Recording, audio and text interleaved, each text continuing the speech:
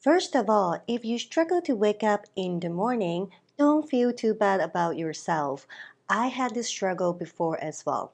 According to a sleep review, about 60% of Americans and 70% of Brits hit the snooze button when they wake up. Feeling difficult to wake up in the morning is much more common than you may think. But why don't you want to wake up in bed? There could be a lot of reasons. You stayed up last night and you didn't have enough sleep, or you are under the weather and your body signals you to rest and recover. Or this is not your case, you just chronically don't want to leave your bed when your alarm goes off, and you feel dreadful about having to wake up every single day. If you rule out legitimate physiological reasons such as sickness, burnout, or sleep deprivation, it's certainly worth looking into your psychology. If you have been going through current tremendous upheavals, past traumas, or underlying mental challenges, it is best that you seek help from professional therapists. Suppose this isn't your reason for struggling out of bed. In this case, I can't tell you exactly what it is, but one common theme I found with my client is you expect something to happen after you wake up, and there are things that you don't look forward to. Daily lives have formed experiences for you to believe that something unpleasant will happen after you wake up. It could be anything associated with work, family, relationships, or health, such as going to the office and seeing a colleague that you dislike, handling the mundane household chores, or taking care of your children without an end. They aren't big problems, but repeatedly living the groundhog days with duties and responsibilities has worn you out and robbed your passion. Imagine you have a holiday and go for travel. No matter how early your flight is, even though you have to wake up at 3 o'clock in the morning, you're still so excited about it. I still remember the excitement of heading to the airport. No matter how early it is, I look forward to having breakfast in the airport and enjoying a morning coffee. And far back when I was small, I couldn't even sleep but stay awake in bed if I had a picnic day at school the next day. There won't be any problem getting out of bed. As we grow older, our pragmatic thinking took over. We opt for stability over novelty. We want to be rational instead of creative. And soon we lose the passion for experiencing things as fresh, like when we were children. But today, I will introduce you some simple ways to help you get out of bed. You just need to go through these simple mind processes in your bed, and you will feel much more hopeful and grateful to leave your bed and start your day. Before we get into that, you have to know one crucial fact. That is, morning is the best time to set the tone of the day. When we sleep, the conscious mind ceases to work and the unconscious mind takes charge. That's why you dream. The unconscious mind is processing and consolidating a lot of information for you. And after you wake up, the conscious mind still not resumes work. It takes a few moments for it to start functioning again. Usually, your frustrations with daily chores won't come when you open your eyes. You only pick up the regular pattern of thoughts by actively remembering and thinking about what to worry in your daily life. With that said, your mind is calm and still when you wake up. It is peaceful and serene. So take advantage of this window to sustain this calm state as long as possible and stabilize it by doing the following. The first one we can do is don't rush to get up and breathe intentionally. Breathing deeply and consciously can strengthen this sense of calmness. If you want to know how breathing affects our nervous system and calm our mind, you can watch the video 3 Techniques to Reduce Anxiety in 3 Minutes. When we breathe deeply, we strengthen the sense of calmness that we already had waking up. We can further reinforce this state by bringing our attention to our hearts. If that helps, put your hands on your heart. Feel the warmth of your hands and your heart and absorb in this wonderful feeling. As we tend to think through our brain right away and gather all the hecticness right back, right upon waking up, putting our hands on our heart can direct our attention away from the brain. Take your time to do this until you're settling in this tranquility, and we can move on to the second step. If you like this video so far, please click like and subscribe to my channel. Second one is immerse yourself in pleasant sensations and feelings.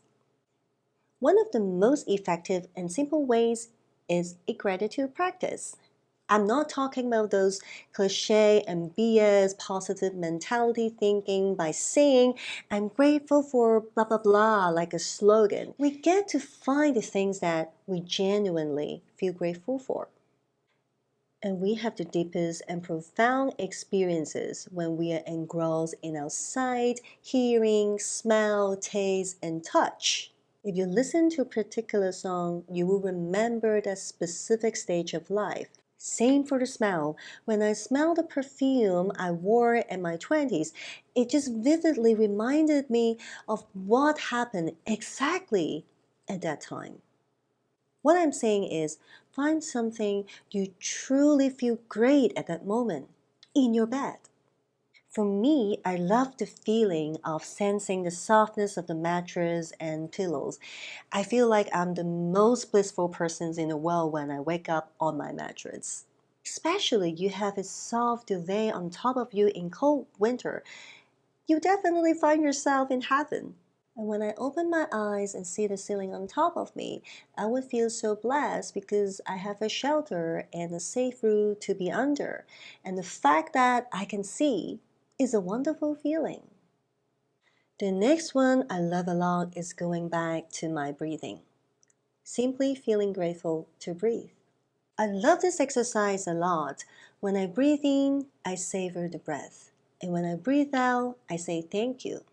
I savor the breath because I know how it feels when I have COVID or flu, having a stuffy nose. Simply breathing without obstructions is a wonder. If you do have a stuffy nose now, you can still savor the air coming in and out, filling the body with life force. I say thank you because I've never had to worry about not having my next breath. It's evidence of abundance. If you consistently practice gratitude, you are shaping your brain. You're literally changing the neuroplasticity of your brain. The premise of gratitude practice is you'll find what you're looking for. Gratitude itself is a positive emotion that is incompatible with negative emotions. And when you practice long enough, it becomes a trait and a virtue. And you will start seeing miracles and beauty in life. The third one is find a reason to wake up, no matter how small the reason may seem. As I've said in the beginning, we lose our interest and passion in experiencing life. So start finding one thing you look forward to doing in life. Start small to dream big. It can be as trivial as having a Hong Kong style milk tea in the morning. Some of my clients find excited just to start the coffee machine in the morning and savor the smell and taste of coffee. My dad loves to wake up early to listen to the radio. Some clients look forward to taking a quick walk nearby under the sun and enjoy the absorption of vitamin D. For me, I look forward to waking up, having my Earl Grey tea with almond milk, and meditating for 15 minutes to nourish my mind and body. And after, I will do a brief 10-minute mobility movement to freshen up my energy. There is a bonus tip. If you work up to step 3 and you still feel the dragging energy lying in bed, I would suggest you to try this 5-second rule from Mel Robbins. She is an American lawyer turned into a best-selling author and a motivational speaker. And she used this technique to help herself get out of bed when she had her low time. You can watch her TED Talk at the link I attached. This step is simple. You count 5, 4, 3, 2, 1, and when you reach 1, go. You wake up. Remember to count down, not to count up. As we count to 1, there's nowhere to go but go. But if you count up, you will just keep going like 5, 6, 7, 8, and you will just keep counting forever. You will stay in bed forever. This technique strengthens an impulse to move from thinking to taking action before your mind creates a reason not to act. We always think we need motivation to act. Certainly, motivation inspires us to take action. However, action also breeds motivation. This is also what I've talked about in the procrastination video of how our brains work. Starting small and making it consistent is pivotal to the success of almost everything. These 3 steps and a bonus tip are good enough for you to get the ball rolling. And I will share more about the morning rituals and movement routine in the future videos. Thank you for watching. I hope this video is helpful. If you like it, please like and subscribe to my channel. The best is you can share this with your friends, and I will catch you the next time.